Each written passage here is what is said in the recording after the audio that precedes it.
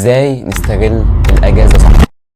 مفيش شك ان الاجازه هي معموله عشان تاخد اجازه، لكن لو الاجازه بالنسبه لك انك تقعد طول اليوم فاضي في حاله فراغ ومش بتعمل اي حاجه، فانت في خطر، لانك كده على الطريق الاسرع لارتكاب المعصيه. فتعالى اقول لك على 3 حاجات ممكن يسلوا وقتك ونفس الوقت هتستفاد. رقم 1، اتعلم مهاره جديده زي الديجيتال ماركتنج او البرمجه او الفيديو اديتنج، ودي خطوه تعرف قيمتها جدا لو انت في كليه عمليه او لسه هتخش كليه عمليه. ممكن تتعلم الحاجات دي من منصات زي كورسيرا ويوديمي او من على قنوات على اليوتيوب. رقم 2، نمي الانجليزي بتاعك، ودي خطوه مش محتاجه اتكلم عنها لانها معروفه قد ايه مهمه في كل المجالات. وممكن تاخد كورسات انجليزي في مكان انت واثق فيه، او تاخدها اونلاين من اليوتيوب او ابلكيشن زي امريكان انجلش او طليق. رقم 3، اقرا كتب. احنا مش بنحس بفائده الكتب لاننا دايما بنقرا روايات وقصص، لكن انا قصدي نقرا كتب زياده الانتاجيه او تطوير الذات، لانها حقيقه هتفرق معاك جدا. في خطوه بقى رابعه ممكن تعملها، هو انك تعمل لي فولو، لان لو الفيديو ده فادك فالجاي اكيد هيفيدك.